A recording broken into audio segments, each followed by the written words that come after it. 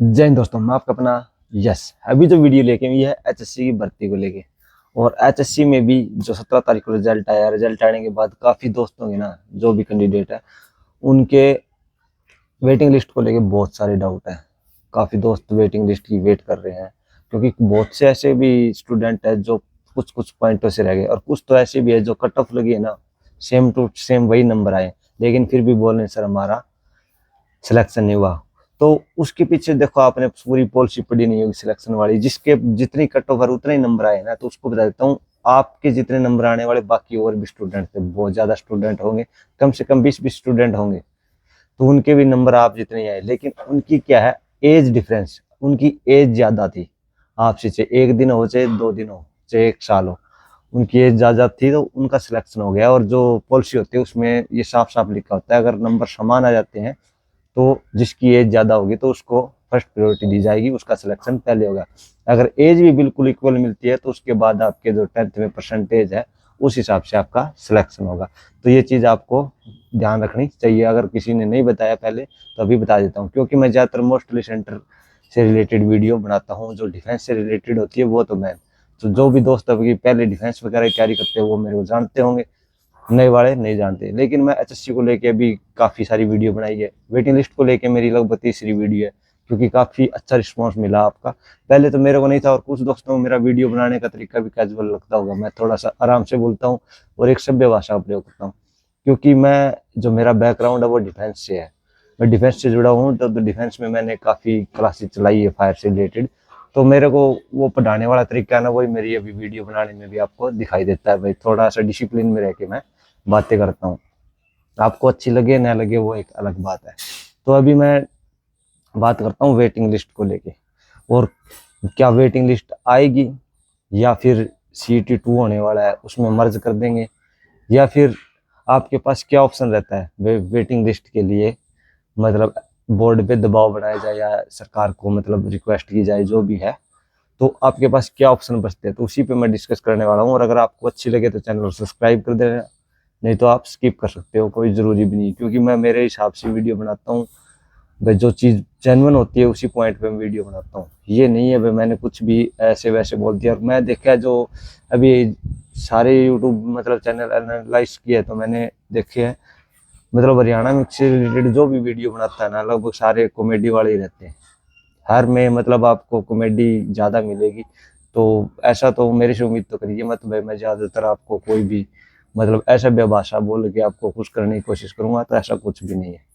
तो अभी मैं वेटिंग के बारे में बात करता हूँ भाई, सबसे ज़्यादा वेटिंग किसकी रहने वाली है, पुलिस की वेटिंग कितनी रहने वाली है, कलरक की है, पटवारी की है, या बाकी ग्रुप डी वालों। तो आप सभी को पता है जो अभी लिस्ट 25,000 24,000 कुछ बच्चों की, 24,000 के लगभग है, 23,000 कुछ 900 कुछ है, तो उनका जो रिजल्ट आया तो उसमें मैक्सिमम बच्चे लगे हैं ना, वो पहले जो ग्रुप डी में लग चुके थे वही लगे हैं। आपने अगर पूरा पूरा मोटा मोटा हिसाब लगाया होगा तो उसमें जो कम से कम जो 24,000 अभी आप बता रहे हो ना, उसमें से लगभग 10,000 बच्चे तो ये ग्रुप डी वाले होंगे जो ऑलरेडी पहले जॉब कर रहे थे। मैंने कल भी वीडियो में एग्जांपल दिया था, मेरे गांव में से जो 10 बच्चे लगे, 10 में से 3 बच्चे ही नए लगे, 7 तो पहले ग्रुप डी में ऑलरेडी सिलेक्टेड थे। तो ग्रुप डी की तो मान के चलो जबरदस्त वाली वैकेंसियां खाली हुई है, बहुत ज्यादा। 10,000 तो मान के चलो, अगर वो वेटिंग लिस्ट लेके आते हैं तो 10,000 के लगभग बच्चों का सिलेक्शन होना बिल्कुल सही है, बिल्कुल मतलब मुमकिन है। लेकिन वेटिंग लिस्ट आने पे वो तरीका मैं आपको बाद में बता दूंगा, आप कैसे कर सकते हो वेटिंग लिस्ट वाला। और काफी दोस्त पुलिस वाले पूछ रहे हैं सर पुलिस की वेटिंग लिस्ट आएगी कि नहीं आएगी।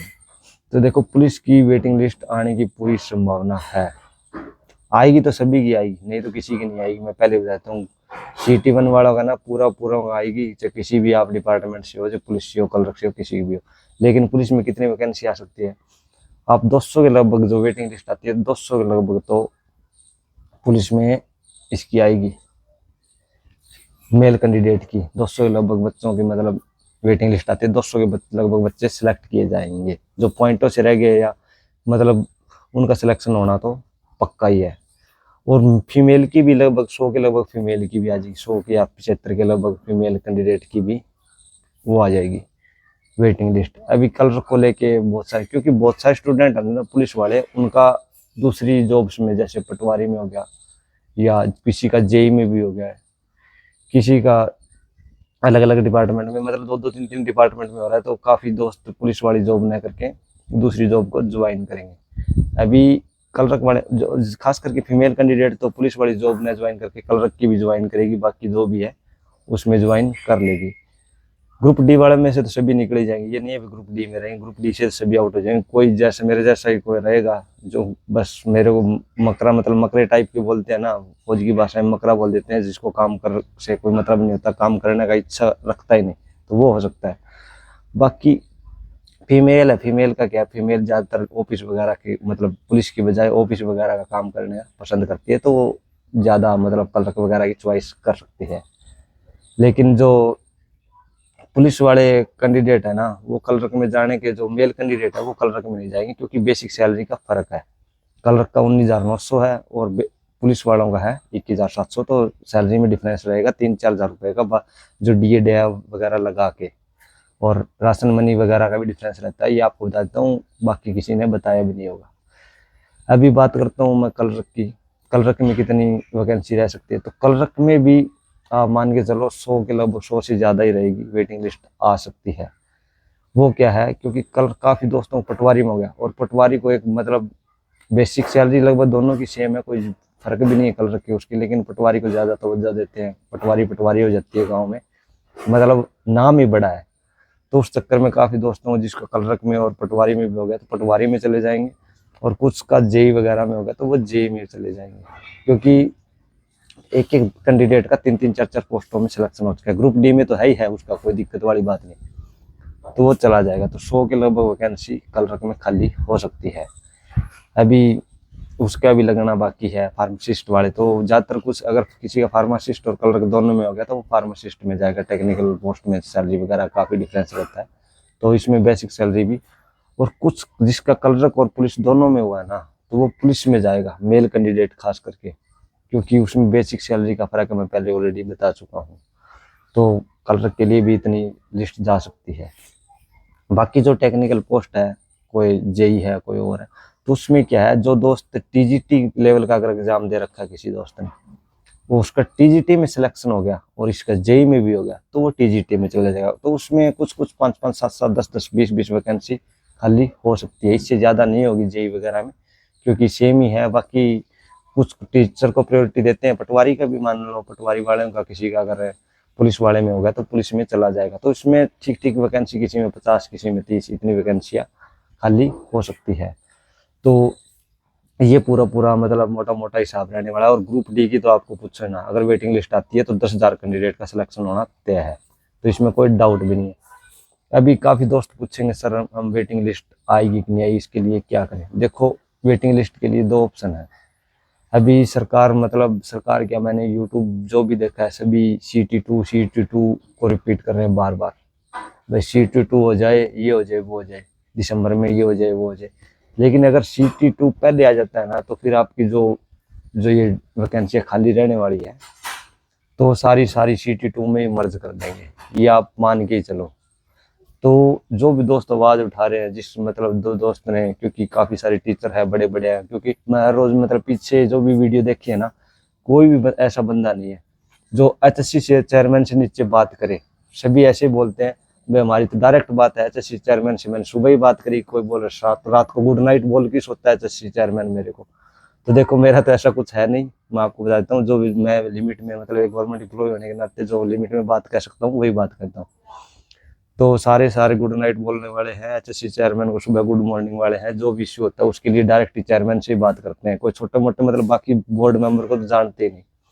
तो जो भी है, मतलब कोई किसी ने किसी भी टीचर से आपने कोर्स ले रखा है, या जिसके साथ भी आपके मतलब अच्छे संपर्क है, जो बड़े बड़े टीचर हैं, जिनके जैसे ICS वाले हैं, जो ICS वाले, वो तो सरकार के, मतलब आप मान के चलो सरकार के बंदे हैं। तो ऐसे टीचर तक आपका संपर्क है ना, तो उन तक आप अपनी आवाज़ पहुंचाओ।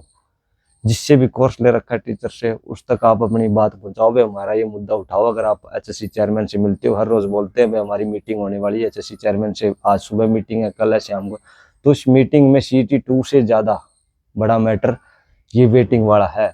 तो ये मैटर उनको उठाना चाहिए। और जो भी स्टूडेंट है जो पॉइंटर से रह गया तो वो अपने टीचर पे ये बात जरूर कहे, सर हमने आपसे पढ़ाई भी करी है तो आप हमारा ये जो जेन्युइन मैटर है ना वो उठाओ। CT2 तो बाद की बात है, क्योंकि अगर CT2 हो गया ना दोस्तों तो ये कंपटीशन बहुत ज़्यादा बढ़ जाएगा, हद से ज़्यादा। फिर आप ये काफी जिनकी मतलब ढीली ढाली तैयारी मुश्किल से 4 गुना में आए थे ना, वो उम्मीद छोड़ देना भाई आप 4 गुना में आओगे अगर C2 हो जाता है और ये जो सारी वैकेंसी उसमें मर्ज हो जाती है तो। क्योंकि जैसी CT2 होगा तो उसमें मर्ज हो जाएगी। अभी जो पीछे 5600 वैकेंसियां हरियाणा पुलिस की निकाली थी, अगर CT2 होता है तो दोबारा रीओपन होगा पूरा पूरा पोर्टल, और उसमें रीओपन होने के बाद पूरा फॉर्म अप्लाई दोबारा होंगे तो आप देख लो कितना कंपटीशन हो जाएगा। और जो ग्रुप डी वाला है उसके लिए पोर्टल ओपन होना चाहिए यस और नो वाला, जिससे मतलब वेटिंग लिस्ट में आपको फायदा मिले। अब बाकी उसमें अभी HSC का भी ये आया था भाई ये होगा वो होगा, हमने इतनी नौकरियां दे दी वो दे दी, लेकिन उन्होंने ठीक है 23,000 कुछ नौकरियां दी है, लेकिन सही से डाटा नहीं दिया भाई इसमें से ग्रुप डी में से कितने उठेंगे ये ना।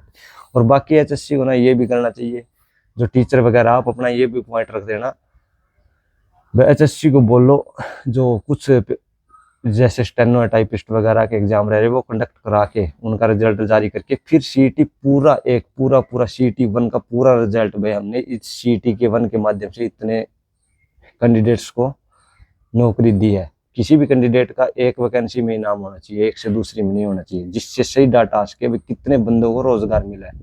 ये नहीं है एक ही कैंडिडेट अगर 10 पोस्टों में रिवाइज हो रहा है तो ये थोड़ी है भाई हमने 10 बंदों को रोजगार दे दिया। ठीक है उसको 10 में जॉब मिली है लेकिन वो कैंडिडेट तो एक ही है। तो ये चीजें ना मेन बातें हैं ये उठाने वाली। तो आप जिस भी टीचर के पास हो उनको कमेंट करो, बार बार कमेंट करो, क्योंकि अभी जो CT2 को लेके काफी लमचा रहा है। देखो उनको है कोर्स बेचना, और कोर्स बेचना चलो उनका सभी का अपना हक भी है, अच्छी बात है उन्होंने इतनी तैयारी करी है तो, लेकिन उनके ऊपर ये CT2 से ज्यादा वेटिंग लिस्ट को लेके ये मुद्दा उठाओ भी जो भी दोस्त रह रहे हैं, ताकि उनको मतलब ज्वाइनिंग वगैरह या वेटिंग लिस्ट आएगी तो काफी खास करके ग्रुप डी वालों को तो बहुत ज्यादा बंदों को रोजगार मिलने वाला है।